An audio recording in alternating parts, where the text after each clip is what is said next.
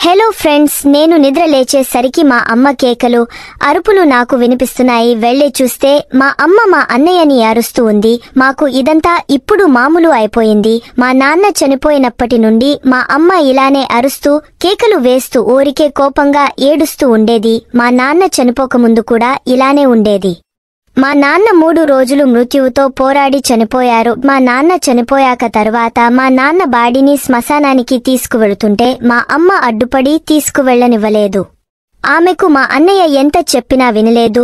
మా నాన్న బాడీని ఇక్కడే సమాధి చేయాలని, లేకపోతే తను కూడా చనిపోతుందని అందరినీ బెదిరించింది. ఇక ఆమె కోరుకున్నట్లే మా ఇంటి వెనకాల మా నాన్నని సమాధి చేశారు. మా అమ్మ అలా ఎందుకు చేసిందో మాకు అర్థం కాలేదు. కానీ తర్వాత మా అమ్మ చెప్పింది, మీ నాన్న సమాధి శ్మశానంలోకి వెళితే అక్కడ విధ్వంసం జరిగేది. ఆమె మాటలు మాకు అర్థం కాలేదు. అప్పుడు నా వయస్సు 11 సంవత్సరాలు. ఆ తర్వాత 4 నెలల తర్వాత నేను ఒక రోజు సాయంత్రం ఆడుకుంటూ మా ఇంటి వెనకకు వెళ్లాను. అక్కడ జరిగింది చూసి నేను ఆశ్చర్యపోయాను. ఎందుకంటే అక్కడ మా అన్నయ్య మా నాన్న సమాధి పైన కూర్చుని ఉన్నాడు. తన చేతిలో ఒక ప్లేట్ కూడా ఉంది. తను ఆ ప్లేట్లో సమాధిలో నుండి తీసి ఏదో ఆ ప్లేట్లో వేస్తున్నాడు. చీకటిగా ఉండటం వల్ల నాకు సరిగ్గా కనిపించలేదు. ఇదంతా నేను మా అమ్మకి చెప్పాను. మా అమ్మ నా మాట వినగానే భయపడి, అతన్ని ఆపు, లేకపోతే మనం ఇలా చేస్తే నాశనం అయిపోతాము అని అమ్మ ఏదేదో మాట్లాడుతుంది. నాకు మా అమ్మ మాటలు ఏమీ అర్థం కాలేదు. మా అన్నయ్య రాగానే తనని కోపంగా పెద్దగా అరుస్తూ, నువ్వు మీ నాన్న లాంటి పనులు చేస్తే వెంటనే మారిపో, నీకు తెలీదు ఇలాంటి పనులు చివరికి దేని దారితీస్తాయో. మా అమ్మ ఇలాంటి మాటలే పదే పదే చెప్తుంది. మా అన్నయ్య ముందు మా అమ్మకి నచ్చ చెప్పటానికి చూశాడు. అమ్మ నేను అలాంటి పనులు ఏమీ చేయడం లేదు అని. కానీ మా అమ్మ వినకుండా అవే మాటలు పెద్దగా అరుస్తూ మాట్లాడుతుంది. మా అన్నయ్య ఇంకా మా అమ్మ మాటలు పట్టించుకోకుండా అక్కడి నుండి వెళ్ళిపోతాడు. అతను వెళ్లేటప్పుడు తన చేతిలో ఏదో దాచిపెడుతూ వెళతాడు. నేను తన దగ్గర ఉంది ఏదో చూద్దామని అన్నయ్య నయ్య అంటూ తన వెనకే వెళ్లాను. తను అంతలోనే దాన్ని దాచిపెడతాడు. నేను మా అన్నయ్య గదిలో నుండి బయటకి వచ్చేశాను. తిరిగి వచ్చేసరికి మా అమ్మ ఏడుస్తూ అదే మాటలు మాట్లాడుతుంది.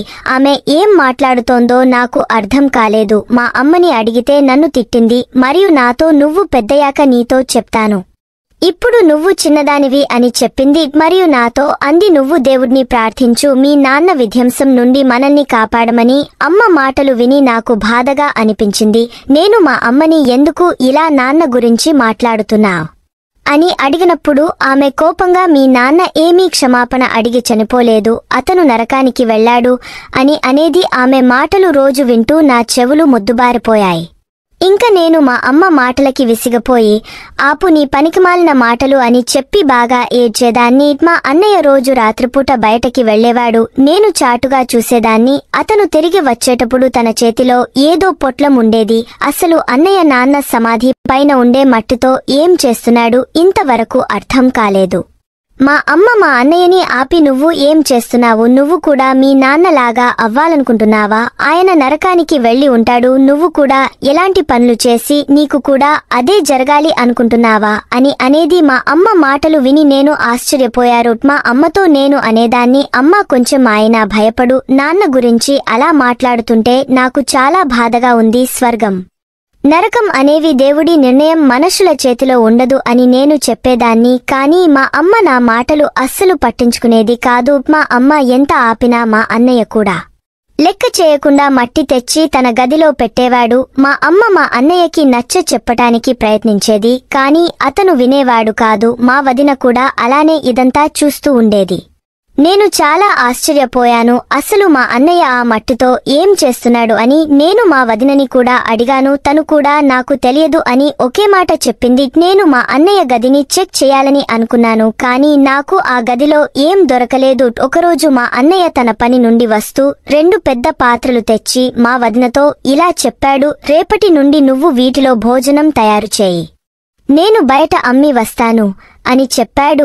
ఆ మాట విని నేను మా అమ్మ ఆశ్చర్యపోయాము. ఎందుకంటే మా అన్నయ్య ఉద్యోగం బానే ఉంది. మరి ఇప్పుడు భోజనం చేసి అమ్ముకోవాలి అవసరం ఏమిటి? మా వదిన కూడా ఏం మాట్లాడలేదు. తను కూడా ఆ తర్వాత రోజు అంత పెద్ద పాత్రల నిండా భోజనం తయారు చేసింది. మామూలుగా ఇంట్లో వంట చేయడానికే ముఖం ఒక రకంగా పెట్టుకునేది, కానీ అంత పెద్ద పాత్రల్లో వంట చేస్తూ కూడా తన ముఖంలో ఏ మార్పు లేదు. తర్వాత మా అన్నయ్య ఆ భోజనం బయటకి తీసుకెళ్లి అమ్మేవాడు.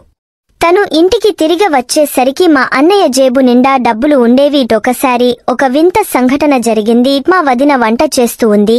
అప్పుడు మా అన్నయ్య ఒక కవర్ తెచ్చి దానిలో ఉన్నది తీసి 3 స్పూన్లు వేయమని చెప్పాడు. మా వదిన ఒక స్పూన్ తీసి వేయగానే ఆ కవర్ చేయి జారి కింద పడింది. అది కొంచెం మా వదిన చేయి మీద కూడా పడింది. వెంటనే మా వదిన తన చేయి మీద పడింది తినేసింది. అది ఒక పౌడర్లా ఉంది. వెంటనే మా అన్నయ్య కూడా దాన్ని తీసి కవర్లో వేశాడు. నేను మా అమ్మ ఆశ్చర్యంగా చూస్తూ ఉండిపోయాం. మా అమ్మ అడిగింది, అసలు అది ఏం పౌడర్ మీరు అంత జాగ్రత్తగా వాడుతున్నారు?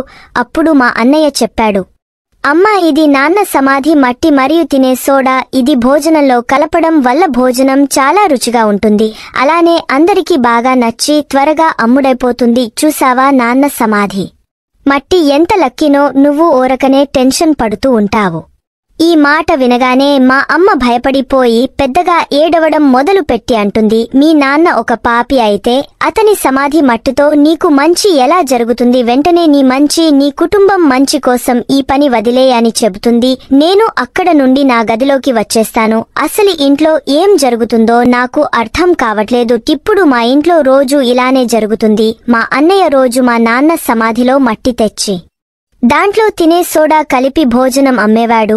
మా అమ్మ ఇదంతా చూసి మా అన్నయ్యని తిట్టేది, తనని హెచ్చరించేది. కానీ మా అన్నయ్య మా అమ్మ మాటలు వినేవాడు కాదు. తను రోజు అదే పని చేసేవాడు. ఒకరోజు మా ఇంటికి పోలీసులు వచ్చారు. మేము వాళ్లని చూసి భయపడిపోయాం. కానీ మా అమ్మకి కూడా వారిని ప్రశ్నించే ధైర్యం లేదు. మా అన్నయ్య మాత్రం వారు ఎందుకు వచ్చారో తెలిసినట్టు చాలా ధైర్యంగా ఉన్నాడు. పోలీసులు మా ఇల్లంతా వెతికి ఏం దొరకపోవడంతో వెళుతూ మా అన్నయ్యని దేని గురించో బెదిరించారు. అదే రోజు మా అన్నయ్య మా నాన్న సమాధి వైపు వెళ్లడం నేను చూశాను. నేను కూడా మా అన్నయ్య వెనక వెళ్లాను. నాకు అటు వెళ్లడానికి ఏం భయం అనిపించేది కాదు. నాకు అటువైపు ఎప్పుడు వెళ్లినా సురక్షితంగా అనిపించేది. మా నాన్న అక్కడే నిద్రపోతున్నట్లు అనిపించేది. మా నాన్నకి నేను అంటే చాలా ఇష్టం. మా అన్నయ్య అన్నా మా నాన్నకి చాలా ఇష్టం. మా అమ్మ మాత్రమే మా నాన్నతో గొడవ పడుతూ పాపి అని అంటూ ఉండేది. నేను మా అమ్మని అలా ఎందుకు తిడుతున్నావు అని అడిగితే, మీ నాన్ననే అడుగు అనేది. పాపి అనే మాట మంచిది కాదు అని నాకు కూడా తెలుసు. నేను మా నాన్నని అడిగితే బాధపడతారు అని నేను అడగలేదు. తర్వాత నేను మా అన్నయ్య దగ్గరికి వెళ్లి చూసి మా అన్నయ్యని పిలిచాను. మా అన్నయ్య వెనక్కి తిరిగిన వెంటనే నేను అతన్ని చూశాను. చీకట్లో నాకు అంతగా కనిపించలేదు. అతని మా అన్నయ్య కాదు. అతని కళ్ళు చాలా ఎర్రగా ఉన్నాయి. అది చూసిన వెంటనే నేను కళ్ళు తిరిగ పడిపోయాను. లేచి చూసేసరికి నేను మా ఇంట్లో నా గదిలో ఉన్నాను. మా అమ్మ ఏడుపు నాకు వినిపిస్తుంది. ఆమె అంటుంది, నువ్వు ఎలానో పోయావు. నా కూతుర్ని కూడా తీసుకెళ్దాం అనుకుంటున్నావా? నేను అలా జరగనివ్వనని నన్ను హత్తుకొని ఏడుస్తుంది. ఆ తర్వాత మా అమ్మ నన్ను తన దగ్గరే ఉంచుకునేది. మా అన్నయ్య వదిన దగ్గరకు కూడా వెళ్లనిచ్చేది కాదు. మా అమ్మ నాకు పెళ్లి చేయాలని కోరుకుంటుంది. నేను ఇక్కడి నుండి త్వరగా వెళ్లిపోవాలని కోరుకుంటుంది. మా అమ్మ నాకోసం సంబంధాలు చూడటం మొదలు పెట్టింది. కానీ నాకు అంత డబ్బు అందం లేకపోవడం వల్ల త్వరగా పెళ్లి కుదిరేది కాదు. ఈ విషయం గురించి మా అమ్మ బాధపడుతూ ఉండేది.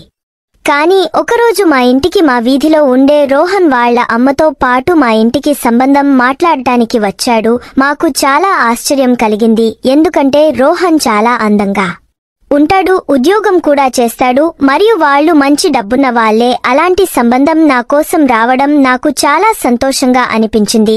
వారు మా అమ్మతో మాట్లాడారు. నేను అందంగా లేకపోయినా నా పద్ధతి, నా బుద్ధి రోహన్కు నచ్చిందని వాళ్లు చెప్పారు. మా ఎంగేజ్మెంట్ కూడా అయిపోయింది. ఇప్పుడు మా పెళ్లికి మా అన్నయ్య మా అమ్మకి ఏర్పాట్లు చేస్తామని చెప్పాడు. కానీ మా అమ్మ లేదు, మీరు నా కూతురు విషయంలో జోక్యం చేసుకోవద్దు. మీ పాపిష్టి డబ్బు నాకు వద్దు. మీరు నా కూతురు నుండి దూరంగా ఉండండి అని చెప్పింది.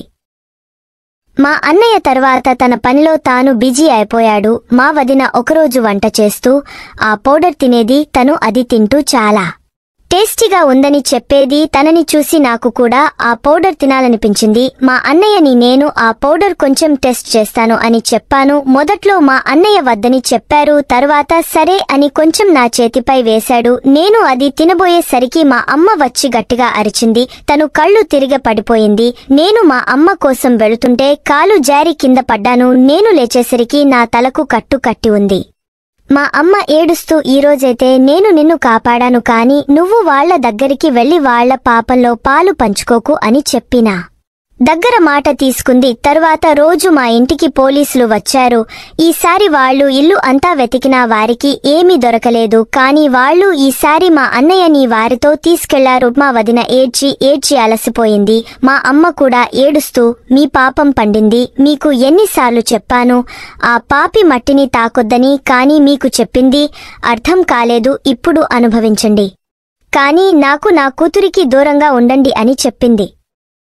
మా అమ్మ చాలా వణికిపోయింది. తన కాళ్ళు చేతులు వణుకుతున్నాయి. నేను ఆమెను గదిలోకి తీసుకెళ్లి పనుకోబెట్టి తన కాళ్ళు నొక్కాను. తను నిద్రపోయింది. నేను మా అమ్మ గదిలో నుండి బయటకి వచ్చిన తర్వాత నాకు బాధగా అనిపించింది. నేను నా బాధను ఎవరితో అయినా పంచుకోవాలని అనిపించింది. అప్పుడే నాకు రోహన్ గుర్తుకు వచ్చాడు. నాకు ఈ ప్రపంచంలో రోహన్ తప్ప ఎవరూ తెలీదు. రోహన్ అప్పుడప్పుడు మా అమ్మకి ఫోన్ చేసి మాట్లాడేవాడు మరియు నాతో మాట్లాడటానికి ఫోన్ ఇవ్వమని చెప్పేవాడు. నేను ఫోన్ మాట్లాడటానికి నాకు భయం వేసేది. నేను అంతగా మాట్లాడేదాన్ని కాదు. నేను తనతో మాట్లాడదామా వద్దా అని ఆలోచిస్తూ ఉండగా ఇంట్లో నుండి పెద్దగా మా వదిన అరుపులు వినిపించాయి. లోపలికి వెళ్లి చూస్తే వదిన మా అమ్మ దగ్గర కూర్చొని ఏడుస్తూ ఉంది. నేను చాలా భయపడిపోయాను. నేను మా అమ్మ దగ్గరికి వెళ్లి తనని లేపడానికి ప్రయత్నించాను. అమ్మ ఒళ్ళు అంతా చల్లగా అయిపోయింది. మా అమ్మ నన్ను వదిలేసి వెళ్లిపోయింది. ఆ తర్వాత రోజు మా అన్నయ్య ఇంటికి వచ్చాడు. నేను బాగా ఏడ్చాను. మా అమ్మ లేకపోతే ఇంట్లో ఎవరూ లేనట్టు ఉంది. నాకు ఏం అర్థం కాలేదు. నేను చాలా బాధపడ్డాను. ఒకరోజు నేను మా అమ్మ గదిలోకి వెళ్లి తన గదిని శుభ్రం చేశాను. అప్పుడు నాకు అక్కడ ఒక డైరీ కనిపించింది. డైరీలో మా అమ్మ ఏదో రాసింది. నేను మా అమ్మ చదువుకోలేదు అనుకున్నాను, కానీ నాకు ఈ డైరీ చదివిన తర్వాతే తెలిసింది మా అమ్మ 10వ తరగతి వరకు చదువుకుంది అని. నేను ఆ డైరీ తెరవగానే అందులో నాకు 16 సంవత్సరాల వయస్సులో సమీర్ అనే వ్యక్తితో నా పెళ్లి జరిగింది. కానీ అతను వేరే అమ్మాయిని ఇష్టపడుతున్నాడు. కాని వారి ఇంట్లో వారికి సమీర్ అంటే ఇష్టం లేదు. ఎందుకంటే సమీర్ పేదవాడు. ఆ అమ్మాయి డబ్బున్న పిల్ల. తర్వాత వాళ్లు ఆ అమ్మాయిని వేరే వారికి ఇచ్చి పెళ్లి చేశారు. సమీరా అమ్మాయిని మర్చిపోలేకపోయాడు. ఎలాగైనా ఆ అమ్మాయిని సొంతం చేసుకోవాలనుకున్నాడు. అందుకే తను చేతబడి సహాయం తీసుకున్నాడు. కానీ ఏం లాభం లేదు.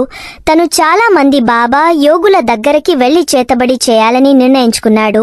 అతనికి నేను నచ్చ చెప్పడానికి చాలా ప్రయత్నించాను, కానీ అతను నా మాట వినలేదు. చివరికి చేతబడి నేర్చుకున్నాడు. అతను ఎవరి మీద అయితే చేతబడి చేస్తాడో వారు చాలా బాధపడి చనిపోయేవారు. ఒకరోజు అతను చేతబడి చేస్తుంటే అది వికటించి చనిపోయాడు. అతని బాడీ శ్మశానంలోకి వెళితే అక్కడ ఉన్న వారికి అతని పాపం చుట్టుకుంటుంది అని నేను మా ఇంటి వెనకనే సమాధి చేశాను. అంతటితో ఆ డైరీ మూసివేశాను. నాకు అప్పుడు అర్థం అయింది మా అమ్మ నాన్నని ఎందుకు అలా అంటుందో అని. మా అన్నయ్య కూడా ఈ పనే చేస్తున్నాడు అని నేను అనుకున్నాను. కానీ ఆ తర్వాత రోజు పోలీసులు వచ్చి మా అన్నయ్యను డ్రగ్స్ అమ్ముతున్నాడు అని మరియు తన భార్య కూడా తనకి సపోర్ట్ చేస్తుంది అని ఇద్దరినీ తీసుకెళ్లారు. తర్వాత రోహన్ వాళ్ల అమ్మ వచ్చి నన్ను వాళ్ల ఇంటికి తీసుకెళ్లి చాలా సింపుల్గా మా పెళ్లి చేసింది. తర్వాత నేను రోహన్తో చాలా సంతోషంగా ఉన్నాను. రోహన్ నన్ను బాగా చూసుకునేవాడు. నేను మా అన్నయ్య వదిన వాళ్లని కలవడం కూడా చేయలేదు. ఎందుకంటే మా అన్నయ్య దిగులు వల్లే మా అమ్మ చనిపోయింది. అతను అలాంటి పనులు చేయకపోతే మా అమ్మ బతికి ఉండేది. ఈ కథ మీకు నచ్చితే దయచేసి వీడియోని లైక్ చేసి షేర్ చేయండి. అలాగే ఛానల్ని సబ్స్క్రైబ్ చేసుకోండి. ఇంకొక కొత్త కథతో మళ్ళీ కలుద్దాం. ధన్యవాదాలు.